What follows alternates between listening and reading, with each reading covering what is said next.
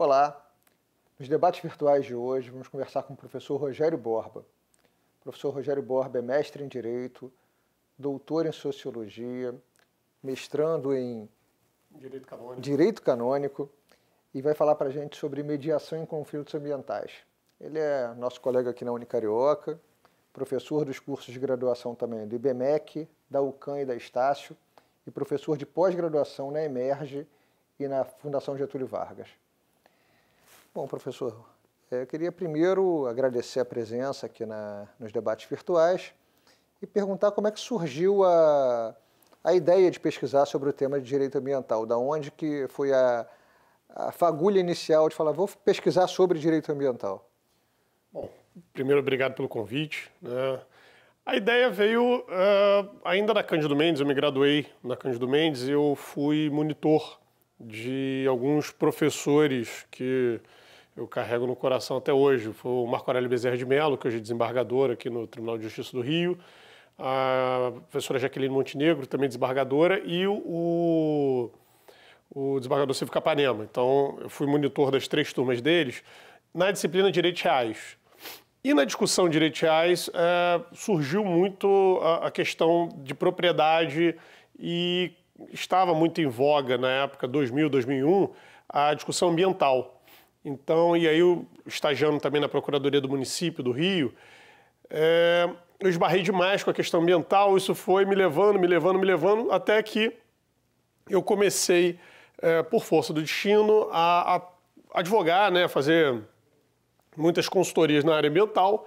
Nisso, eu acabei por, no mestrado, tinha um espaço lá, tinha uma disciplina de direito ambiental com a querida, já falecida, professora Miriam Fontinelli, e ali surgiu o direito ambiental. E aí eu comecei a pesquisar uma atuação profissional mais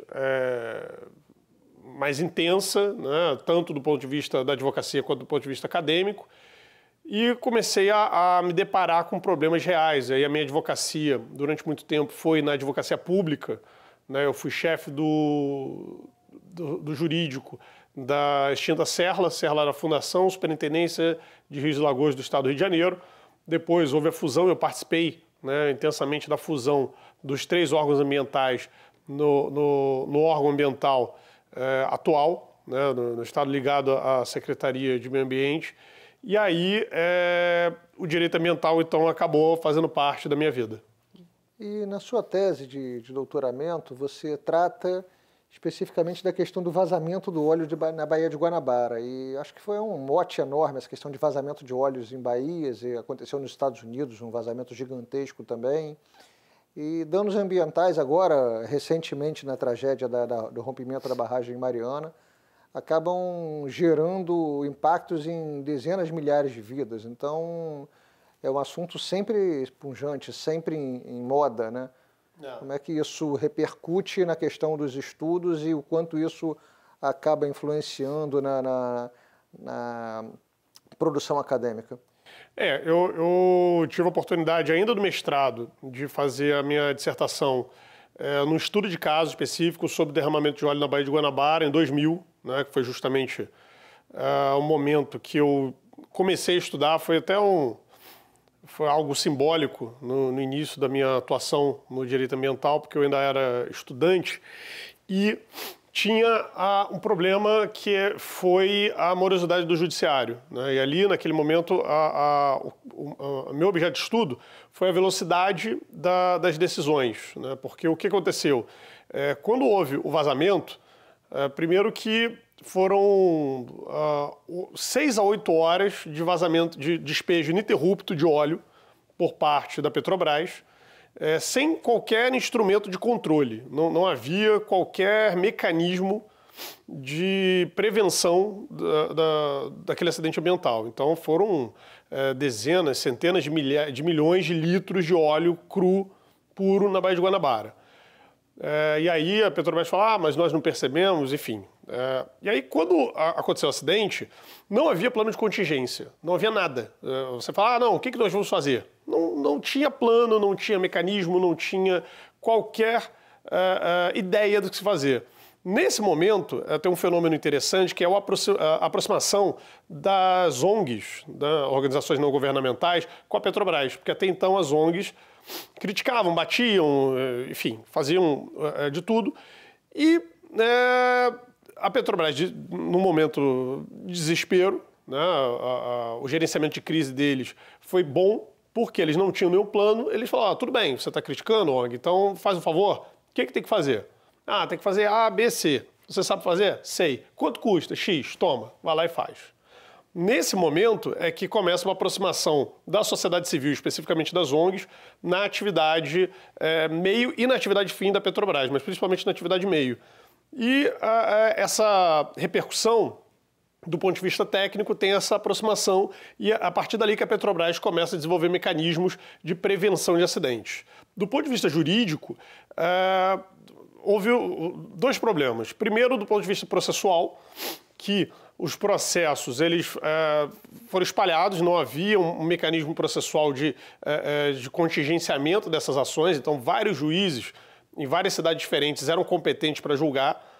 Segundo, que basicamente quem foi atingido era quem morava no entorno da Baía e quem tinha a Baía de Guanabara como o seu sustento, pescadores. E aí, os pescadores afetados por essa atividade, pela interrupção da sua atividade, melhor dizendo, que não podiam pescar, como eles poderiam recorrer ao Poder Judiciário? Bom, aí se iniciou a questão dos ajuizamentos individuais, né? Não havia ainda a tutela coletiva bem implementada e, num determinado momento, a Petrobras começou a fazer acordos, justamente porque começou a ter algumas medidas judiciais, algumas decisões de antecipação de tutela com valores acima do que era entendido como uma média de percepção de renda dessas pessoas. Nesse momento, aparecia de tudo. Aparecia qualquer pessoa entrava ali e dizia que era pescador. O sujeito com uma lancha de 20, 30 pés aparecia e pedia indenização. Aí o pescador que era de outra localidade, enfim, apareceram os aproveitadores. E não existe um sindicato, não existe uma atividade, não existe um cadastro, não existe uma forma de como você catalogar quem é pescador e quem não é. Então, recorreu-se, aí um dos problemas processuais foi buscar as associações de pescadores para dizer quem é pescador e quem não é pescador. Aquele pescador autônomo que não participava, não era integrado em nenhuma colônia de pescadores, ele teve dificuldade em provar a sua qualidade de pescador e, consequentemente, de legitimado. Que são pescadores... ali não. Não, ali não, porque ali não era de defeso e mesmo que fosse, não era o período de defeso. Tá. Então tinha esses problemas de qualificação, mas principalmente uma demora do Poder Judiciário. Houve uma série de liminares, os juízes... Então, começaram individualmente, alguns, a velocidade de cada um agia de uma maneira, mas, em maneira geral, as pessoas não tinham um retorno satisfatório. Dessa sua exposição, eu já consegui pensar em dois entroncamentos bem interessantes. Primeiro, como você chegou na ideia de falar de mediação, exatamente nessa aproximação das ONGs, exatamente numa questão de composição de dano ambiental. E segundo, já imaginando como no caso de Mariana, agora do rompimento de barragens, essa questão de diversos processos, conflitos de competência, processo foi parar no STJ, tem toda uma... Parece que eu estou revendo o filme que aconteceu em 2000, esse caso do derramamento de óleo, revendo toda a dificuldade de trâmite processual agora. Então deixa eu começar pela questão da transformação desse teu estudo aí no estudo de mediação. Como é que se deu, então, a transformação do estudo desse vazamento de óleo para o estudo da mediação em conflito ambiental? Como é que foi essa transição? Bom, quando eu terminei minha dissertação em 2009, eu saí um pouco decepcionado do Poder Judiciário, percebendo que o judiciário não era suficiente. E aí, no momento de fazer a transição para o doutorado, eu olhei alguns programas de doutorado, conversei com alguns professores e cheguei à conclusão que o direito não me dava essa solução. Aí foi para o IUPER? Exatamente. Aí eu fui, inclusive, no momento de transição. Eu entrei no UPERJ e saí em outro, porque houve uma crise. Quase totalidade dos professores saíram da Cândido Mendes, foram para o UERJ, enfim. Houve uma transição, mas nesse momento eu fui para o UPERJ com uma proposta. Né? A proposta de estudar sobre a perspectiva da sociologia, como que é a percepção das pessoas do Poder Judiciário, né? E como que elas percebiam meios adequados de solução de conflito. Perceba que a nomenclatura adequado, ela substitui a antiga nomenclatura de meios alternativos, porque havia uma percepção de que o judiciário era a grande fonte do direito, a grande fonte da decisão, e que qualquer outro meio era um meio alternativo. Se o judiciário não quiser, se ele permitir, e não é isso. Na verdade, o Poder Judiciário é uma das fontes, é um dos meios de solução de conflito. E naquele momento, era mais pertinente entender como a sociedade encarava, como a sociedade percebia a questão da mediação. Nesse meio tempo, fui fazendo as disciplinas, fiz um curso que foi um divisor de águas, né, que é um curso aqui no Rio de Janeiro chamado Mediare, muito, muito bacana, assim, sem querer fazer propaganda, mas ele realmente é um curso de qualidade.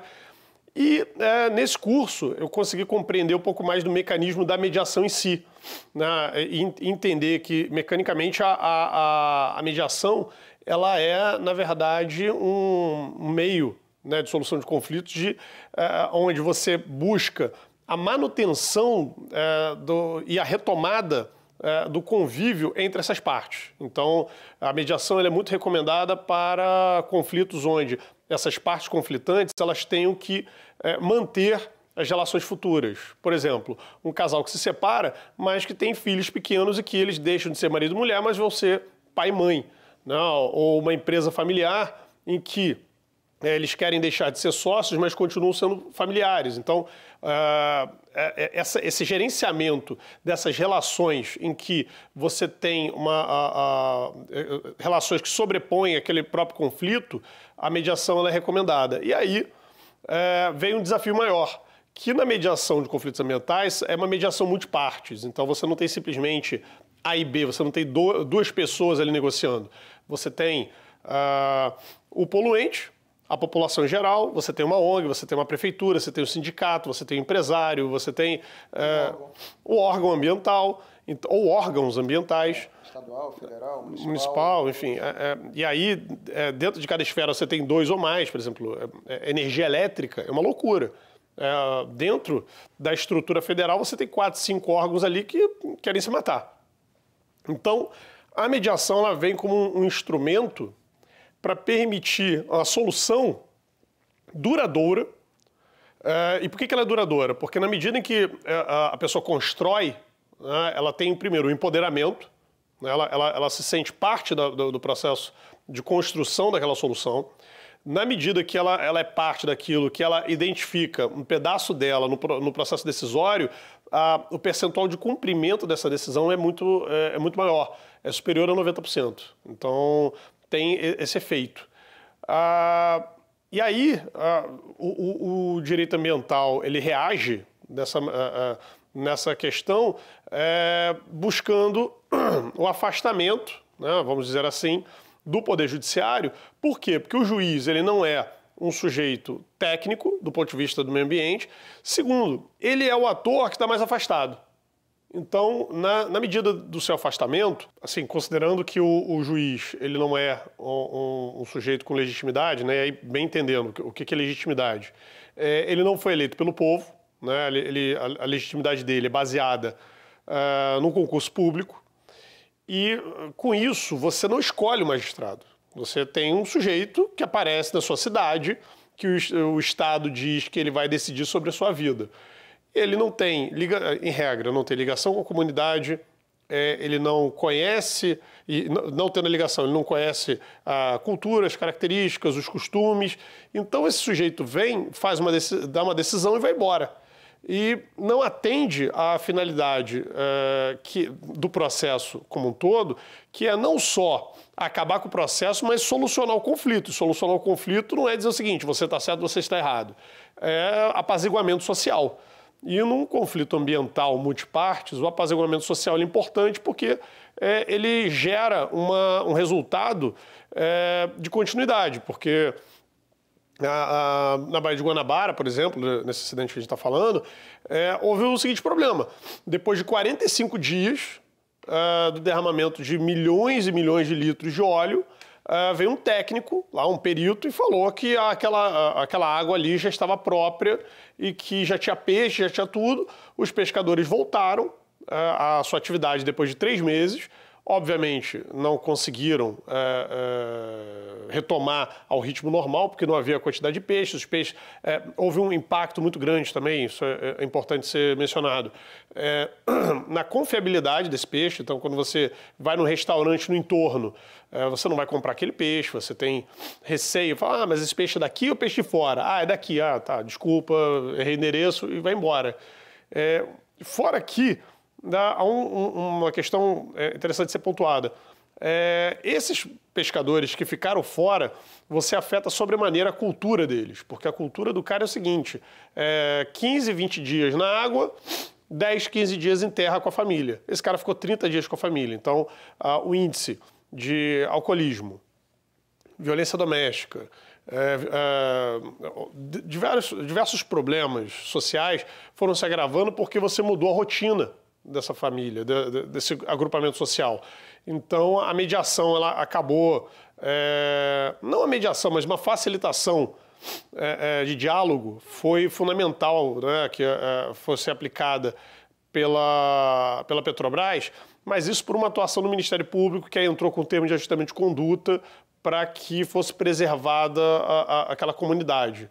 Mas a mediação, ela foi aí que eu cheguei a esse aspecto da mediação. Entendi. E temos algum exemplo assim, prático dessa mediação ambiental, multipartes, que tenha sido realizada aqui no Brasil de uma forma exitosa, de uma forma que tenha conseguido contemplar os interesses tanto da comunidade quanto dos órgãos ambientais, da empresa poluidora? Tem como contar para a gente um caso que seja representativo dessa mediação ambiental? Tem alguns, assim, né? Nenhum tão famoso porque, infelizmente, não ganha repercussão um caso de facilitação de conflitos que você dispensa o Poder Judiciário. Nós temos esse mito de que o juiz é o grande pacificador, né? Ele é o grande herói, enfim. Existem conflitos no Brasil inteiro. Tem uma série de institutos que mapeiam esses conflitos e vão acompanhando. No Sul, tem uma cultura de maior organização social e nós aqui no Brasil temos uma organização que ela é oriunda principalmente da Argentina, México, enfim, ela é uma organização internacional chamada MAB, né, Movimento de Atingidos por Barragens, que conseguiram, evitar alguma atividade poluidora, ora já numa atividade em que tenha ocorrido o dano ambiental, ela conseguiu implementar a mediação muito por pressão popular. Em Minas Gerais, a mediação ela é feita por intermédio do Ministério Público. Então, toda e qualquer mediação ambiental em Minas Gerais, ou quase toda, enfim, parte de uma iniciativa ou pelo menos de uma participação, se não é obrigatória, pelo menos é constante, do Ministério Público Estadual. E aí o Ministério Público, ele trata de trazer essas partes, colocar na mesa de negociação e aí, com todas as técnicas, as ferramentas que são aprendidas e desenvolvidas pela mediação, conseguem atingir aí um resultado satisfatório e que, como eu já tinha falado antes, o índice de cumprimento, de aceitação dessa mediação é bem elevado, mas os exemplos maiores são de Minas Gerais mesmo. Seria interessante, então, imagino que bem interessante lá para o caso da represa de Mariana, a aplicação, ou está sendo aplicada essa tentativa de mediação para a barragem de Mariana, para rompimento? Infelizmente, até onde eu sei, não. O que acontece? Primeiro, os órgãos ambientais não estão se entendendo com relação à competência. existe uma lei complementar de número 140 de 2011, ela é de final de 2011, que ela modifica de maneira substancial a questão da competência da atividade ambiental no Brasil, de fiscalização.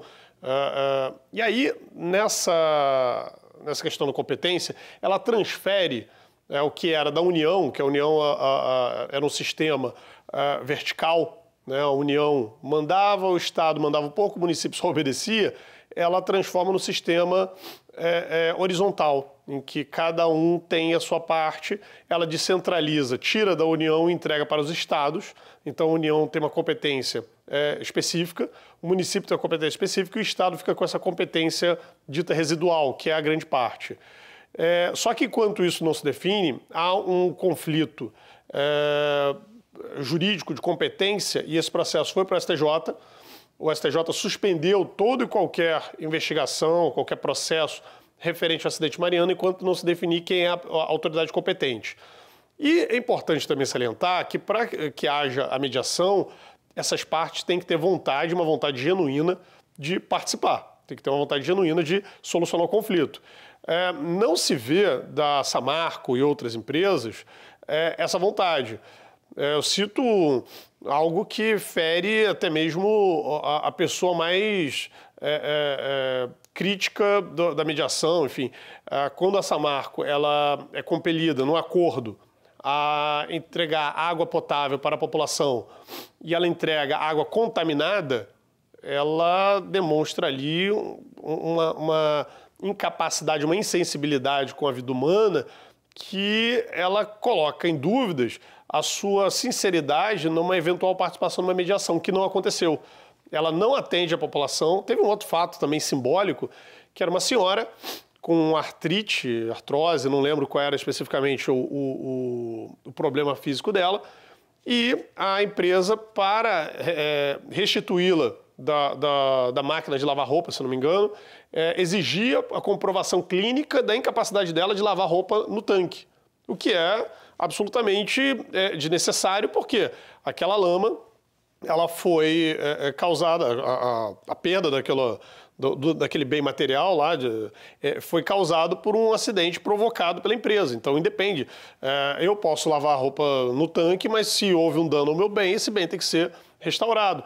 Então, não há, pelo menos ao que se informa na imprensa e os colegas de Minas Gerais que vêm dando relatos, não há uma vontade genuína e não há confiança, principalmente, de que num processo de mediação venha a ter um resultado concreto. Por quê? Porque a mediação é uma confiança. Você vai colocar informações ali na mesa de negociação que não podem ser utilizados pela outra parte, por exemplo, num processo judicial, conforme prevê o novo Código de Processo Civil. Então, essa negociação, a mediação, ela é um ato de confiança. Então esse ato de confiança ele parte de um primeiro pressuposto, que é o quê? As pessoas entrarem em acordo. Então, a mediação já é uma primeira vitória porque elas entram em acordo em sentar à mesa. A gente sempre, na mediação, vê o lado positivo. A gente sempre tenta a busca do sim, a busca de um resultado que as pessoas saiam dali e falam, não, conseguimos chegar a um acordo, mesmo que seja um acordo pequeno, mas é o primeiro passo para a construção de uma solução melhor. Então, nesse sentido lá de Mariana, no meu sentir, falta confiança na instituição Samarco e seus acionistas, empresas que compõem, para a solução. Tem um fator econômico que é fundamental, porque a Samarco lá ela gera, sei lá, 80% dos empregos da cidade. Então há uma dependência econômica e é um desespero, porque e começa a chantagem também. Isso é um mecanismo que se aprende quando você lida na área ambiental. Porque se você está pelo lado da empresa, a primeira coisa que você fala, olha, se tiver muita punição, se ocorrer aqui uma proibição da atividade, nós vamos embora e vai todo mundo ficar desempregado. Cai o IDH e caindo o IDH cai algumas melhorias ambientais também da própria população da cidade. Então. É um efeito cascata, porque, na verdade, se as pessoas não têm emprego, a economia cai. Se a economia cai, você não tem arrecadação. Não tendo arrecadação, os serviços públicos oferecidos, eles não há mais a possibilidade da sua continuidade. E aí é quase que uma chantagem, né, por assim dizer. Por quê? Porque é uma dependência. É uma dependência. Então, o grande problema, e aí um dos perigos da mediação é que quando você afasta o Poder Judiciário, você tem um risco muito grande da empresa dominar esse processo. É interessante, era até essa dúvida que eu tinha também, a questão da diferença de poder econômico na mediação. Como é que isso fica? Então, existe uma teoria desenvolvida na década de 1970 nos Estados Unidos, que é a justiça ambiental, ou justiciabilidade ambiental, que é uma crítica que se faz ao poder econômico excessivo, né, que essa empresa fala, olha, se não, eu vou levantar aqui e vou embora, vou deixar vocês aqui. Não, por favor, fica, a gente faz o que vocês quiserem. Isso causa um desequilíbrio e, afastando o Poder Judiciário, esse processo, ao invés de solucionar com um grau de eficiência muito grande, ele seria um legitimador de uma injustiça. E aí, a justiça ambiental seria a consequência seria a injustiça ambiental, seria essa manutenção ou aumento dessa dominação. Como é que se resolve isso, né? Nem toda hipótese, nem toda situação, ela pode ser resolvida por um meio adequado de solução de conflito. Acho que isso é um ponto importante. Nós sempre temos a crença de que as pessoas de boa fé vão negociar, que elas têm interesse no mundo melhor, mas nem sempre isso é verdade. Então, nesse caso, como que se resolveria isso? Havendo suspeitas de abuso de poder econômico, de poder político, seja lá o que for, a denúncia, né, para os órgãos competentes, Ministério Público ou o próprio ajuizamento de uma ação, a ação popular, ação civil pública, enfim, de tutela coletiva, que suspenderia essa atividade ou pelo menos tentaria verificar quais as mediações, qual o resultado dessa mediação que é frutífero e legítimo e traria, né, a cabo para produzir efeito, mas aquilo que já extrapolasse o conceito de mediação ou o equilíbrio entre as partes, a honestidade do processo, a lisura do processo, aí você já teria a suspensão dos seus efeitos e aí o judiciário teria que atuar. Óbvio, nós temos que ter aqui um processo legítimo, e aí é importante ter um mediador ou mediadores, que aí a gente está falando de uma equipe multidisciplinar, né, um profissional de direito, da psicologia, das ciências ambientais, enfim, de várias áreas que vão atuar no sentido de promover o restabelecimento do contato entre esses atores, porque todos ali são interessados no mesmo objeto, que é aquela localidade, e com isso todos querem as mesmas coisas, só que sob pontos de vista diferentes. Isso que é interessante, porque quando a Baía de Guanabara ou Mariana, o empresário, o que ele quer? Ele quer limpar a área para continuar produzindo. O que o morador quer? Ele quer limpar a área para poder viver com qualidade. O que a prefeitura quer? Quer limpar para poder implementar outros instrumentos, outras atividades públicas. E aí tem a ONG, tem todos, cada um tem um interesse diferente em realizar a mesma coisa. Então, aquele mesmo objeto, ele tem um valor diferente para cada ator. A mediação, ela tem o quê? Ela tem que facilitar a percepção de que todos querem a mesma coisa sob óticas diferentes. E aí é buscar essa conciliação, mas a conciliação no sentido de conciliar interesses, de juntar essas vontades para um interesse único, né, para um objeto único, e aí solucionar o conflito, mas focar esforços para a resolução de um bem comum. Muito bom. Bom, já encerrando a nossa entrevista, nosso debate virtual de hoje aqui, queria saber se alguma coisa que você queria ter falado aqui, que eu acabei não lhe perguntando, alguma consideração final a fazer? Como considerações finais, assim, duas coisas são importantes. Primeiro é o advento do novo Código de Processo Civil, que ele legitima a mediação. Ele traz, numa fase processual antes da defesa, ou a conciliação ou a mediação como formas de solução de conflito, reconhecendo a sua importância, mas a gente tem que diferenciar que existe a mediação judicial e a extrajudicial. E aí tem um debate de qual regramento disciplina cada uma das atividades. Eu não posso pegar, uma percepção minha, eu não posso pegar uma resolução do CNJ que disciplina a mediação judicial e aplicar na extrajudicial. Embora isso seja absolutamente divergente, porque nós temos órgãos, né, que vão disciplinar, mesmo que de maneira voluntária, não vinculante, a questão da mediação, a gente tem que entender que são atividades que partem de um mesmo preceito ético, mas que vão ter disciplinas diferentes. Porque mediador pode ser qualquer pessoa, né? Qualquer terceiro que tenha a predisposição a se colocar diante de um conflito e facilitar esse diálogo, restabelecendo essas relações e buscando uma solução comum. Só para fazer um fechamento da ideia da mediação com base na minha tese, qual foi a conclusão da tese? A mediação, efetivamente, nos casos observados, utilizando-se um mapa de conflitos ambientais feitos no Rio de Janeiro, esse mapa ele foi feito por um grupo de pesquisa da Fiocruz, a gente chegou-se à conclusão que, comparando um período histórico de tempo, que foi de 2012 a 2014, aqui nos processos que tramitaram na Justiça do Estado do Rio de Janeiro, Justiça Estadual, a mediação ela foi mais rápida e mais eficiente. Por quê? Porque eram conflitos históricos, conflitos de alta mobilização, que as pessoas não se deixavam levar por interesses econômicos, então a ideia da injustiça ambiental não se implementou.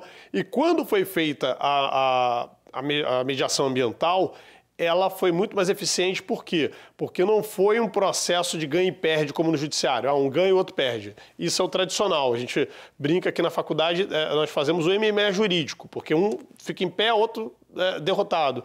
Na mediação não, todos ganham, né? Porque é uma construção coletiva. E essas soluções, né, essas construções, elas foram efetivas, elas foram mais rápidas, elas foram melhor aproveitadas.